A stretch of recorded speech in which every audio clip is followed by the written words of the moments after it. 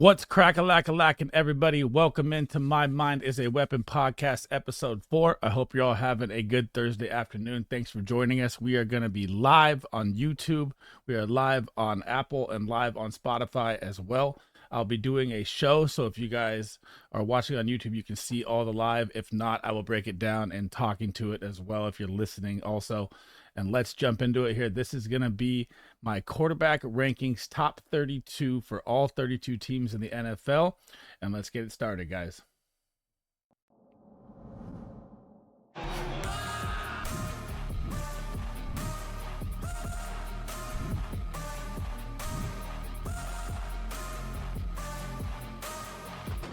Welcome to the My Mind is a Weapon podcast. So heading into the rankings here is my chart layout. I call my top tier the ballers tier, which are the quarterbacks that I'm targeting everywhere and anywhere I can, even at ADP value. Then you have tier 1, tier 2, tier 3, tier 4, tier 5, all the way down. I will break down every single quarterback heading into each tier. My first quarterback, this is why you follow sleezballff everywhere you can. I like to take big shots.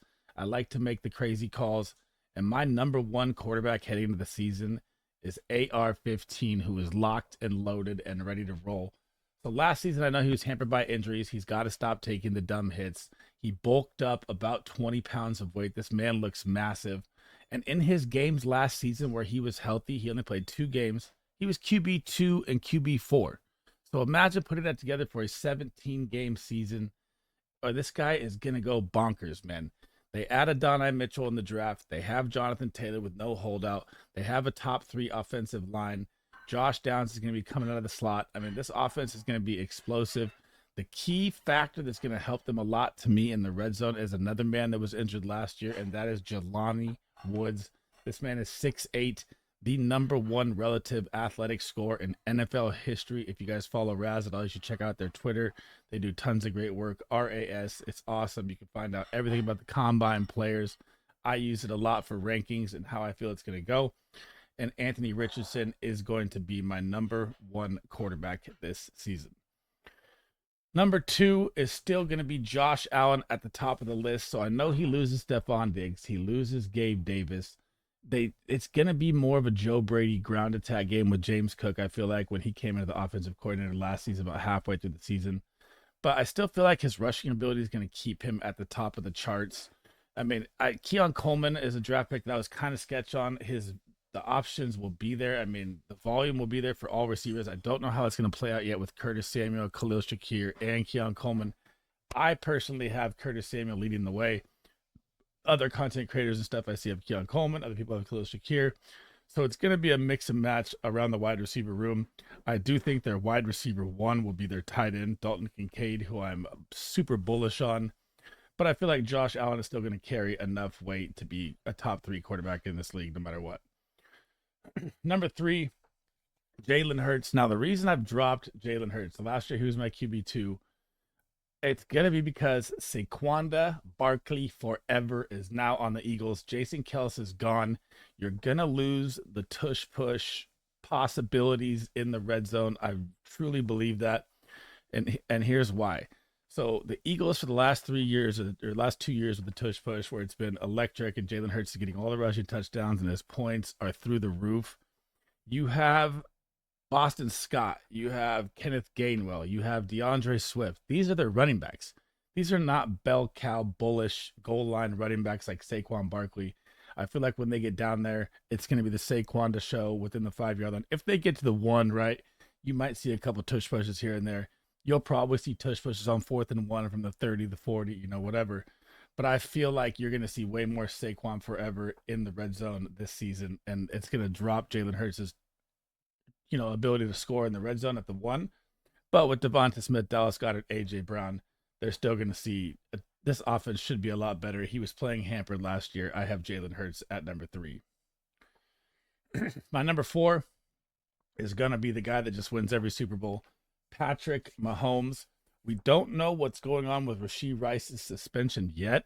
But if you get Rashee Rice out there as well with Hollywood Brown, with the draft pick addition of the 40-time record setter and Xavier Worthy to go along with Travis Kelce, I mean, you could put this guy anywhere from 1 to 4, right? He could explode. This is probably one of the best quarterbacks of all time. If not, he's probably second behind Brady to me right now. Absolute demon every time he's on the field. I have him at number 4. Number 5 is going to be the offense that everyone is waiting to see, or probably the second most electric offense everyone's waiting to see. I will get to the one that I want to see the most here coming up. CJ Stroud broke tons of records as a rookie last season, and he still was hurt for 2 games. This guy would have exploded even more last year. Now they add Stephon Diggs. They add Joe Mixon in free agency. I mean, think about that for a minute. Joe Mixon was running back 5 last year. Stephon Diggs was wide receiver 10 last year. To go along with Nico Collins, Tank Dell, who got hurt, this offense is going to be electric. His rushing upside is one of the things why I drop him lower. He'll still, dude, he's looking at a possible 5,000-yard passing season this season. His ADP value right now is still at about 45, which for me, I like to draft quarterbacks later in draft, but if you can get that value for CJ Stroud in the 4th round, that's a smash all day. Number 5 is number 6 is Lamar Jackson, and the reason I'm almost dropping Lamar to tier 1 because I truly believe with the signing of Derrick Henry, you are going to see a ground and pound RPO 24/7 rushing attack here. Rushing yards are going to help him. He could crack 1,000. Honestly, he might do it again. It's just tough for me in the passing game. I'm not fully sold on Lamar Jackson's passing game with only the weapons of Zay Flower, Devontae Walker, and Rashad Bateman, who I don't want anything to do with Rashad Bateman. And Mark Andrews' injury history. So Mark Andrews also having his diabetes. Every time he gets hurt, his injury is double recovery time. So it's very sketch. I do like the Isaiah Likely if something happens to Mark Andrews. He's supposed to see more playing time as well. It's just very, very tough for me to put Lamar Jackson above 6. I've almost dropped him down, but I still would draft him at his value currently. I mean, if he's going like 6 spots above CJ Stroud right now, ADP 39, I still think I would wait and rather get a quarterback later, but I still like the value if he falls into the 4th. Number 7 is my favorite quarterback to draft at value this season. It is crazy that his ADP is at 70 right now. That is round 7 value right now for Kyler Murray. Kyler Murray now gets Marvin Harrison Jr., an electric elite wide receiver 1, highly touted out of Ohio State. This guy is already ranked in so many people's top 10 as a rookie, which is kind of crazy to me.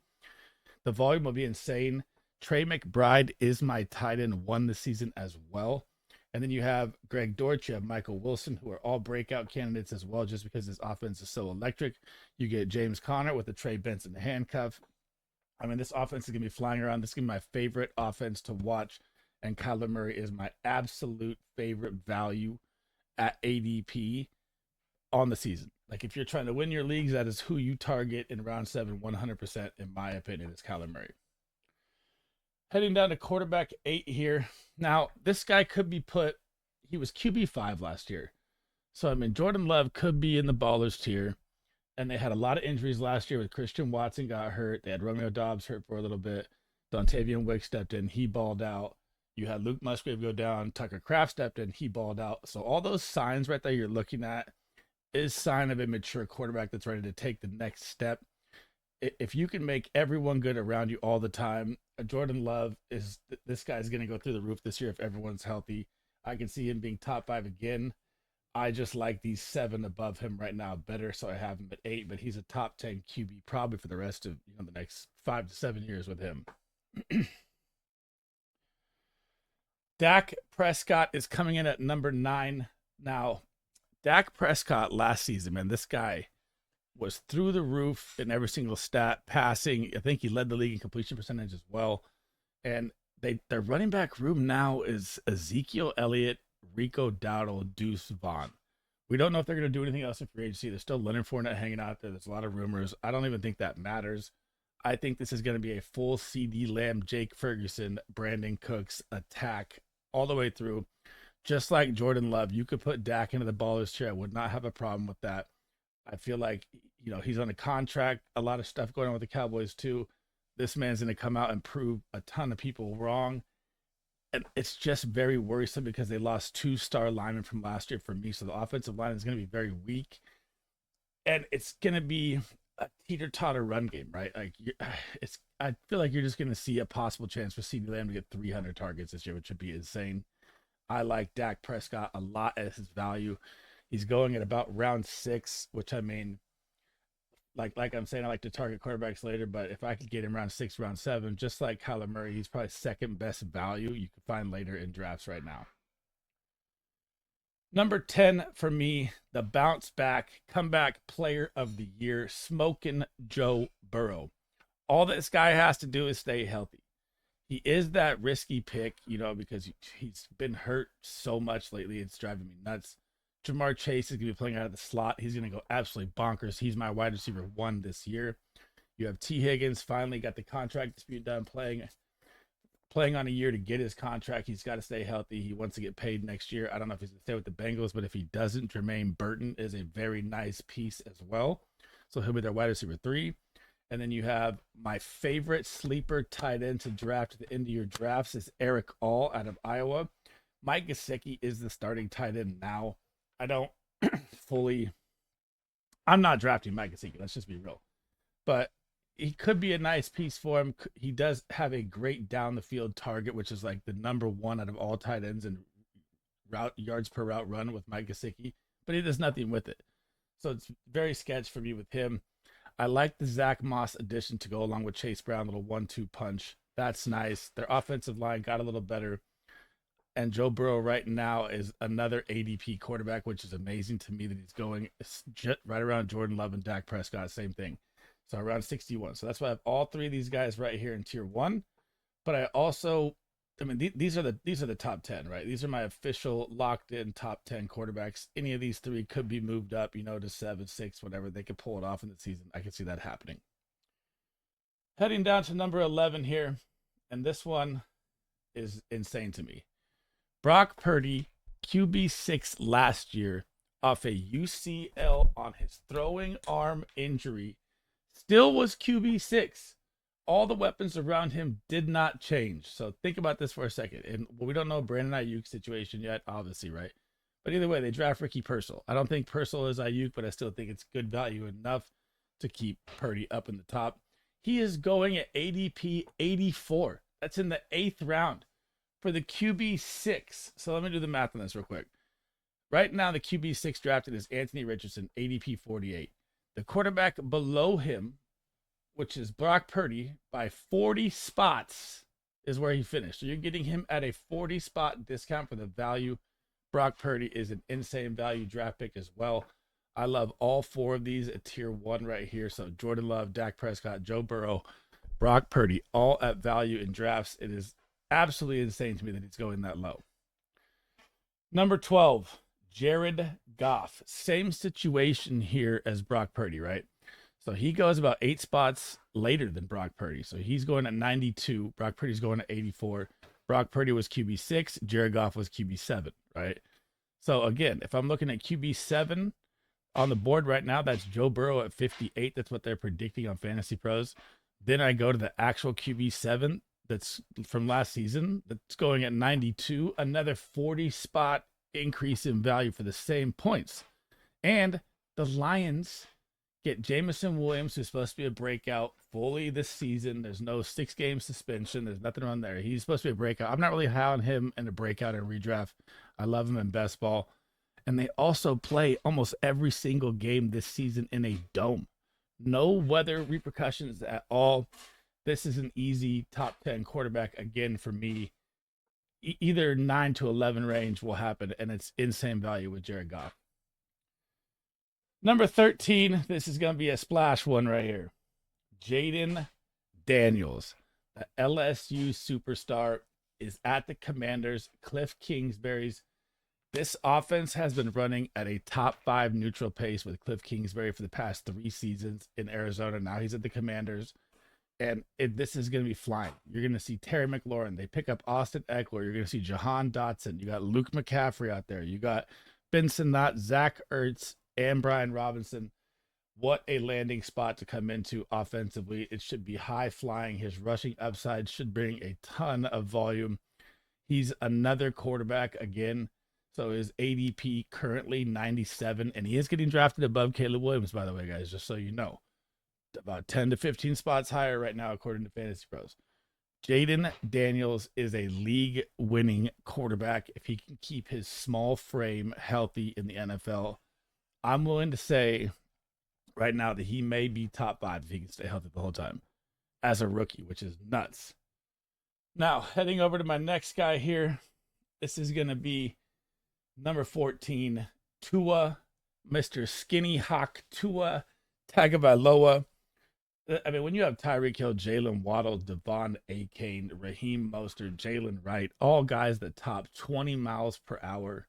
I mean, and they add Jonnu Smith as well. I know Durham Smythe was the tight end last year, running mad routes, doing wind sprints for nothing. I do think Jonnu Smith will plug in a little better. I'm not super high on him, but it is another value piece to help Tua. And this offense is going to be explosive. I mean, there's nothing you can say. They're going to score probably 30 points a game on the season, maybe 25. That's going high, but I'm super high on Tua. I am a little afraid again of his small, losing weight, getting skinny, but I'm really, really high on Tua as well. Quarterback 15 right behind him. My probably sketch dark horse like top 10 QB pick here in Trevor Lawrence. So they lose Calvin Ridley. Okay. They bring in Brian Thomas Jr. They bring in a guy that I don't like any team to get in Gabe Davis. I hate to say that, but he's Mr. Inconsistent of zeros. I don't like him in fantasy. Maybe best ball if you can get him late. And ETN was running back 3 last year, and Tank Bigsby's supposed to be having a good offseason. He's going to come in as a solid running back 2, maybe shift, some snap counts between them to help get ETN not get a full workload to keep him healthy. I like that. And I think that Trevor Lawrence could finish a lot higher than he did last season. I think it was a blunder. I'm not fully sold on that. He only threw for 4,000 yards, right? So if you think of 4,000 yards, he was hampered with injury. He missed one game last season. He only played 16 games. Still threw at a 66 completion percentage. This guy is still the elite quarterback and not being drafted like it. So right now you get him a value at 105. I mean, that's round 9, round 10 value.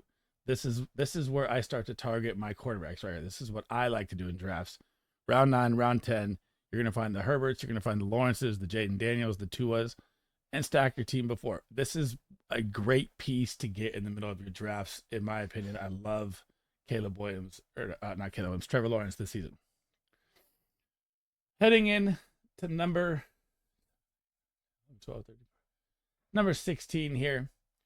And this one again, this one is sketch for me right here. So Justin Herbert. This one's super tough because he's top 5 talent, right?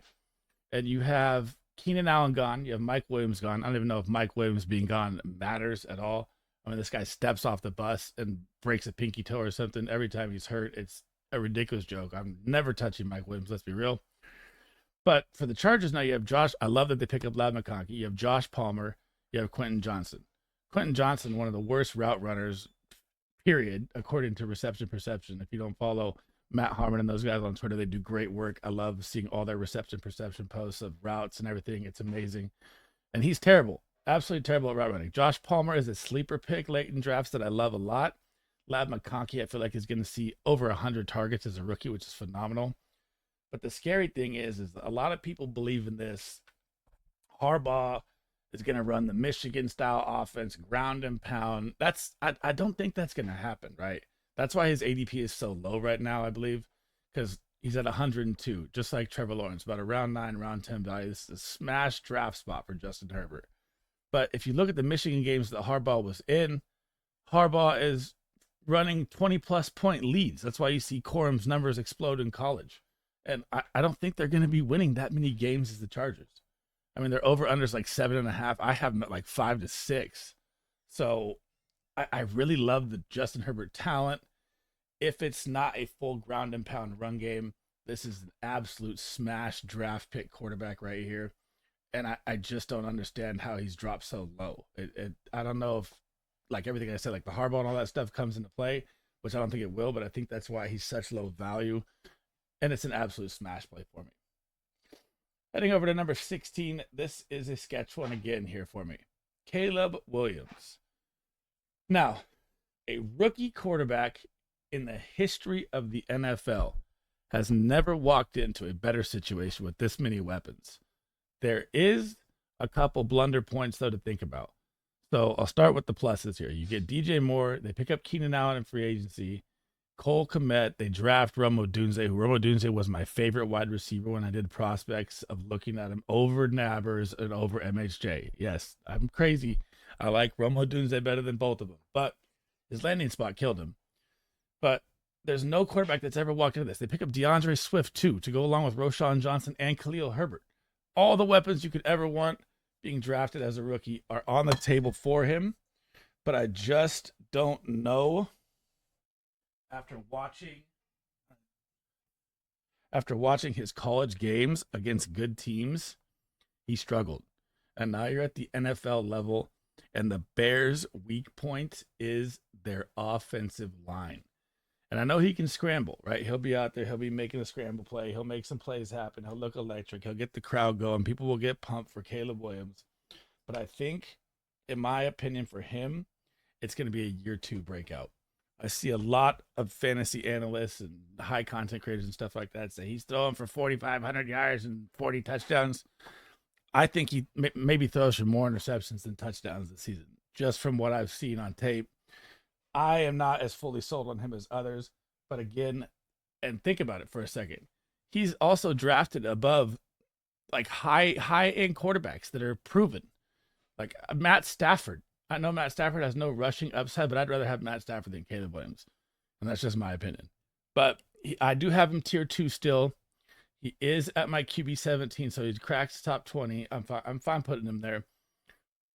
But again, I'm very, very worried about him way more than the other people that think he's going to just come in and shine and thrive and be this great rookie baller and take over the Super Bowl. I'm not buying all that.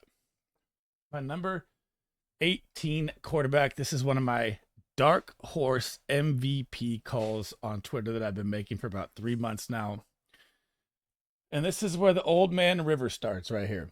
Aaron Rodgers, 40 years old, coming off the Achilles. I don't care. None of that matters to me. This man has been, if you've ever watched football, I know he's hard to like because he's kind of a diva or a dick, like, and there's all his comments and takes trips and misses camps and does all this weird stuff. You can do that when you're one of the greatest of all time. This man makes throws that no quarterback in the history I've ever seen make. The zip on his balls, the IQ, everything is probably top 3 of all time, right? If he had 3-4 Super Bowl rings, he'd be my number 1. Easy. He's missed a couple opportunities in his career. We know that. Right now, this is the redemption A-Rod tour that is starting now. He handpicks Malachi Corley, said he was his favorite wide receiver in college, meaning that he thinks he's the best wide receiver to fit their scheme, as you want to put it, quote unquote, like that. To go along with Garrett Wilson, who Garrett Wilson will be a top 5 wide receiver if A-Rod stays healthy. Take that to the bank. To go along with Breece Hall, who was running back 2 last year with no quarterback play. If Zach Wilson, dude, come on. Like, let's be real. Now the offensive line gets a little help. They get a little Braylon Allen piece behind Breece Hall to help out there. They draft or they sign Mike Williams. I don't like that at all. But he could have boomer bust games. Right? Let's be real. Mike Williams could pop a 20-point game here or there. His injury risk is very scary for me. But all this guy has to do is stay healthy. And I promise you the Jets will be a playoff team, a Super Bowl contender, and he will legit be in the MVP conversation if he can just stay healthy and not be gone in 60 seconds like last season. My number 19 quarterback we just talked about, or I just brought up, I do have him ranked below Caleb again for the rushing upside, but I said I'd rather have Stafford. So a kind of contradictory there, but I have Stafford at 19, age, injury, these next 3 quarterbacks. I'll put Kirk Cousins up here too. We'll talk about it all. So Kirk Cousins is my number 20. These 3 is the old man river right here. So you got A-Rob 40 coming off Achilles, Matt Stafford 35 turning 36, Kirk Cousins 35 off an Achilles. All 3 of these guys right here could be insane value if they can stay healthy. That's a huge risk every time in fantasy with every single player you draft. But again, you have the old age I mean, it's just tough to say with Achilles and that old. I know technology and stuff is better, and medicine and everything like that. We're all through the roof. These guys probably, I mean, 5, 10 years from now, you might see players playing to the late 30s all the time. They're 36, 37. I'm okay with that. But back to Max Stafford here. Cooper Cup is gonna outproduce Puka Nakua at a lower value. I've been saying this all year long. Get on board with it. Drafting Puka that high is crazy. But the offense that Sean McVay has built around him right now, Matt Stafford is going to thrive. Puka, Cup, Kyron, Corum behind him. The Colby Parkinson contract is a little crazy to me as he's more of a blocking tight end in his career. But you have Higbee, who's 31, his knee's blown out. So, I mean, you're going to see more Colby this season. And then you get one of my great sleepers in best ball, Demarcus Robinson, as a wide receiver 3. The offense is great. I'm going to leave Matt Stafford at 19, though. Number 20, Kirk O. Cousins. You like that. Is out of Minnesota on his way to Hotlanta. He gets Drake London, Bijan Robinson, and Kyle Pitts. I mean, what else can you want as a trio, as an old man quarterback leaving town? That's probably the best it gets. It's just, again, his age and his Achilles makes me nervous. There's a reason they drafted Michael Penix. It drove people crazy. They did it that high with the team needs. But Darnell Mooney to go along with it, another nice piece. I love everything I'm seeing. His ADP value is around 113. You have Kirk Cousins going right around Stafford and Aaron Rodgers. So all three of these guys are all within 10 picks ADP wise, about late round 11, late round 12. So all their values can be there. It's just risky, I guess, is what I would say. Heading into my number 21 quarterback, I have this guy as a major breakout candidate right here. And this is Bryce Young, and let me explain why. So, Dave Canales is now the new head coach of the Carolina Panthers.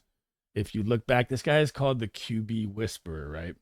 So if you look back to Geno Smith when he was the quarterback coach there, Geno Smith thrived. Seahawks offense looked electric. Pro Bowl Geno Smith went to. You should never see Geno Smith in the Pro Bowl, and this guy was. He leaves Seattle. The offense last year looked terrible, okay? He goes to Tampa Bay. Baker Mayfield's career is resurrected, and he gets a new contract, which he should never be getting paid that much money. I do not believe in Baker Mayfield at all like that. And now you're going to see, I'm calling it now, the Tampa Bay Buccaneers, once Dave Canales is gone, is going to be a bad offense. It's not going to look the same, and it will not put up the same amount of points or yards or anything like that. Now he goes to Carolina, and look what he does in the draft. This man is so offensive-minded. They don't take anybody but offensive players. They take Jonathan Brooks. They take Xavier Legette. They take Tavion Sanders, the tight end of Texas. He loads himself up with weapons that he will slice and dice. He's a McVay type-minded, Kyle Shanahan type-minded coordinator, and the Panthers and Bryce Young are going to have a breakout. I don't know if I'm willing to say playoffs or something like that yet, but they are heading in the right direction. At number 22, the sketchiest of them all, right? If Deshaun Watson decides that he cares about football and wants to play football like he did at Houston and have any drive in him left, like, this is his last shot. I know he's under contract, right? I obviously know that. But look at the weapons around him. Jerome Ford, Nick Chubb, we don't know about yet. Nick Chubb could be back second half. I'm even going to say that Nick Chubb is back week 1, but he's not fully back. They're going to ease him in, and by midway through the season, he'll be back to full strength. David Njoku, breakout tight end last year. Amari Cooper, always an elite wide receiver. Jerry Jeudy, Elijah Moore, which Elijah Moore, I guess, is getting sent to the bench, and they're putting Cedric Tillman out there and moving Jeudy to the slot. I like that because slot wide receivers thrive more if you look at CeeDee Lamb and anything like he's done.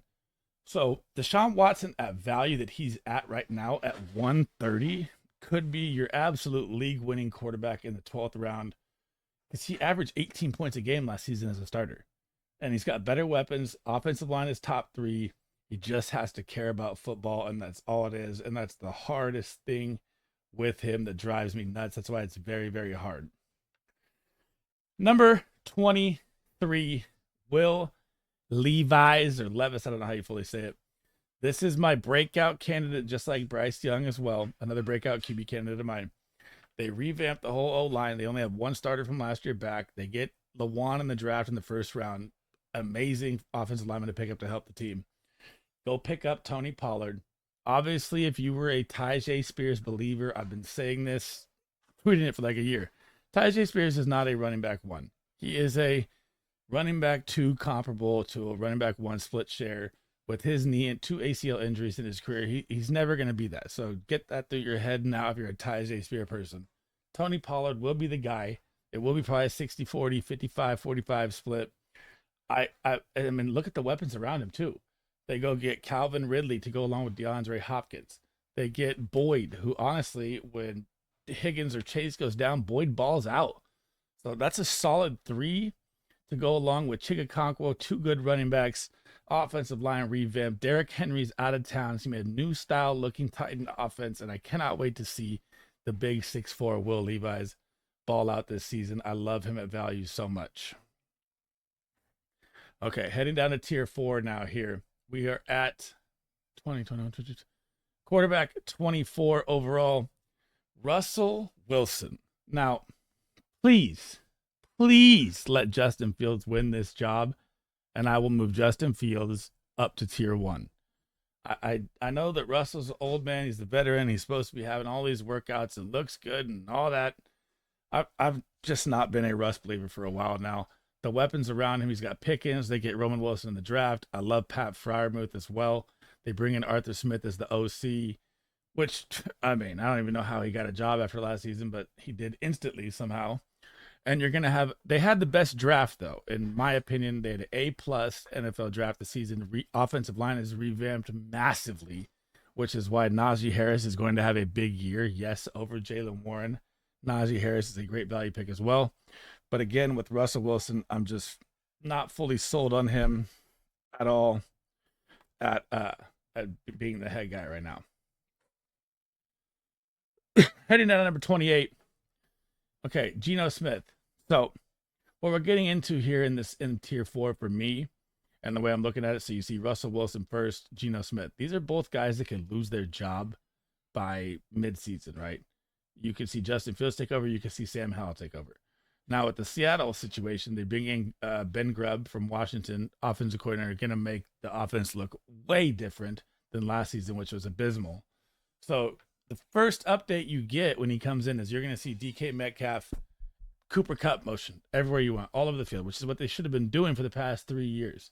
Jackson Smith, the jig was due for a breakout. Tyler Lockett gets a new contract. All the weapons are there. Noah Fant's supposed to be involved. He was a ghost last year. I just wish I could see this offense with gunslinging Sam Howell like we saw last year for the Commanders. I don't know how they didn't like what they saw from him, but Geno Smith again, if he can pull through, is good value. It's very scary to me with him. I'm not fully sold that he will hold the job. But it could happen. It could happen with him. It's 50-50. Heading over to number 29, that is going to be Baker, Brown, Mayfield. And as we talked about before, I am staying away from Baker Mayfield in every single draft I possibly can, unless he like slips to complete superflex value where it's amazing if you play superflex league or redraft backup quarterback very late in drafts. I'm not going to feel comfortable starting him. The whole team is back. Rachaad White, Mike Evans, Chris Godwin, K. Dotton, all there, right? It's just like I said with Bryce Young, though. Dave Canales, the QB whisperer that saved Baker Mayfield's career, is gone. And you are going to see a massive dip in Tampa Bay numbers. So if I look at Baker Mayfield last year, right?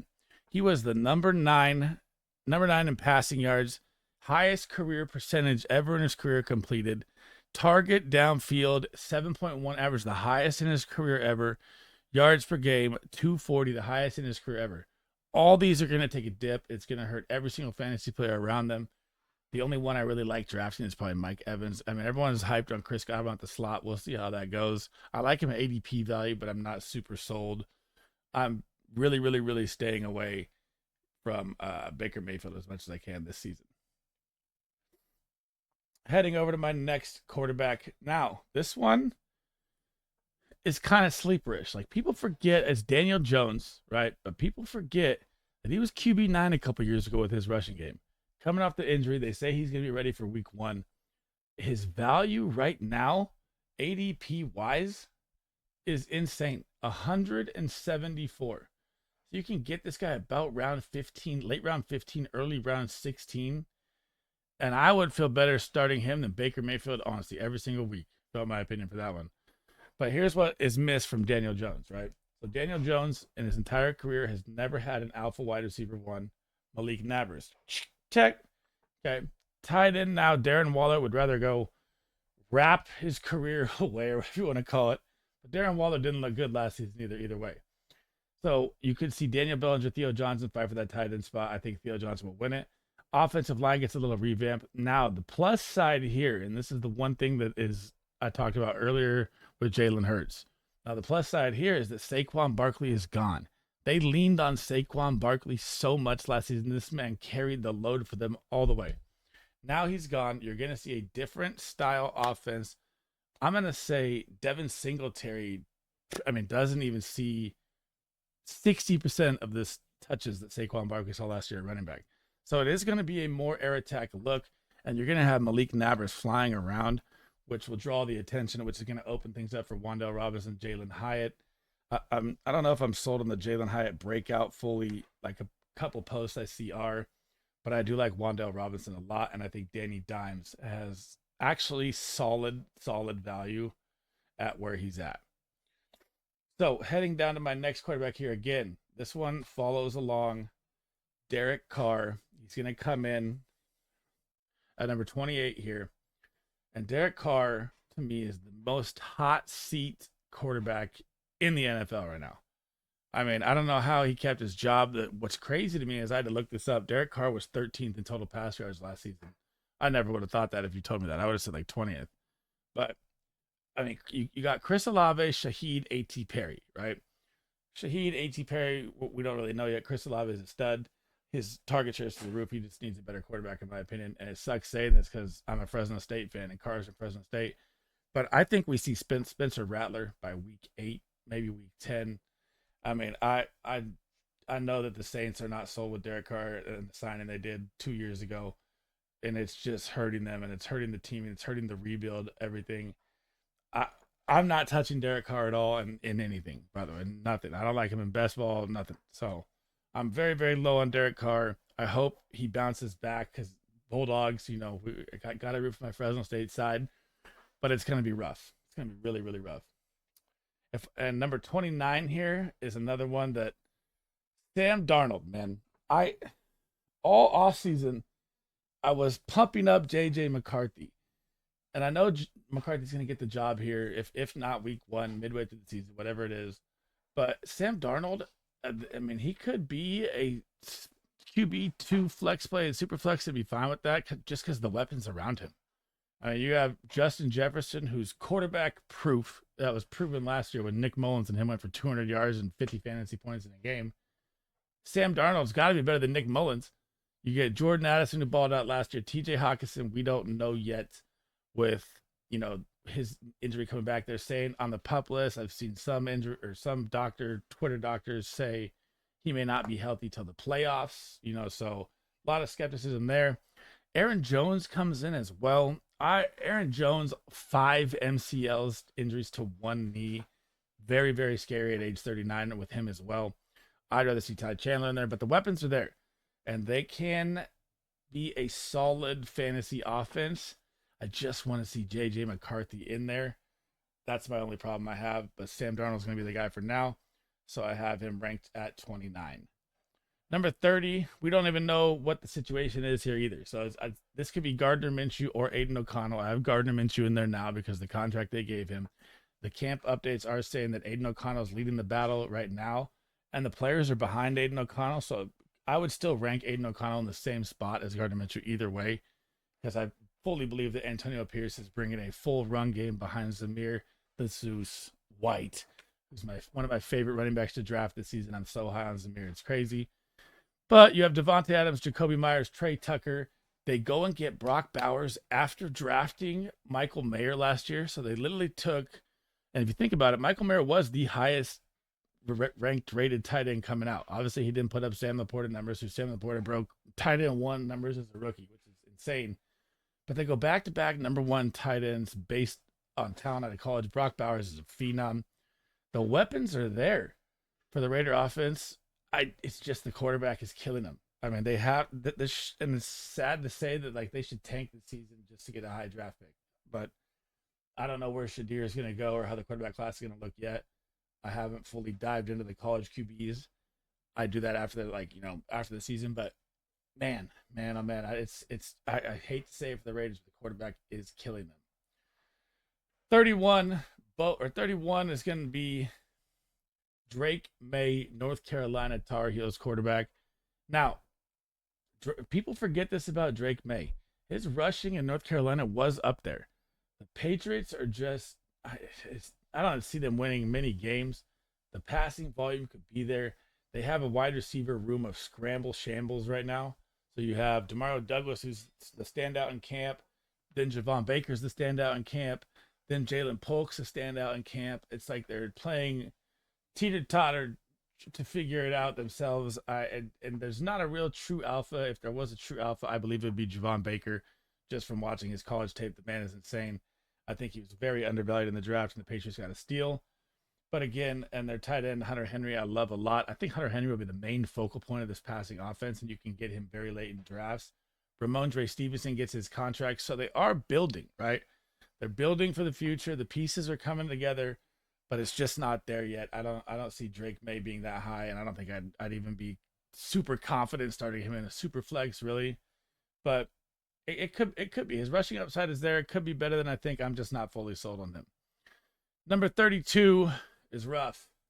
Bo Nix, Oregon Ducks, comes to the Broncos. The Broncos are probably going to be the worst team, if not in the NFL this season, which is why I'm not touching Javonte Williams either in any draft. But I'll get to that in a different video. So Bo Nix comes in. He's in it. We don't know look at the Cortland Sutton situation to go along with it. He doesn't even know if he wants to show up. He doesn't even know if he wants to be traded. He knows this team is terrible, right? So you have Cortland Sutton, Marvin Mims. They get Troy Franklin, who went to Oregon with Bo Nix. I like that connection. They bring it in the draft. I think that's something that I would look for if I was a GM or whatever, owner of a team. I love that strat 100%, especially if you can get it at the fourth round value. Troy Franklin fell way too far in the draft. But this team is going to be shambles, folks. Like, it's not good. Greg Dulcich at tight end, I do like for his value a lot. But this team, I mean, Surtain's looking to get out. Everyone's trying to get away from this team. And it really, really sucks for Bo Nix. I'm going to rank him at quarterback 32. And I don't even think I'd trade for him in Dynasty, let's be honest. So I want nothing to do with this. I hate to, put the 32 spot on a rookie, but that's how it's going to be for me this season. All right, guys. That is it for episode 4. That was a full live, no editing, no recording, nothing episode. Thank you guys for listening. My next episode is going to drop on Friday, I believe, and it's going to be my running back rankings. Thank you guys for listening. Again, we were live on Spotify, Apple, YouTube. This is my 4th episode, so I'm getting better as we go. This is my first time going full all the way through it live, so that was interesting as well. Everyone have a good day. I will catch you guys tonight. If you guys are in my YouTube stream tonight, I have NFL analyst Laquan Jones from the NFL Network joining me to do a drafters draft along with my buddy PPR Fantasy Tips, 2 amazing minds. So if you guys want to stop by tonight, it's sleezballff on YouTube, and you can watch me draft with some of the best minds in fantasy. And everyone have a good day. Thanks for listening. I'm out, guys.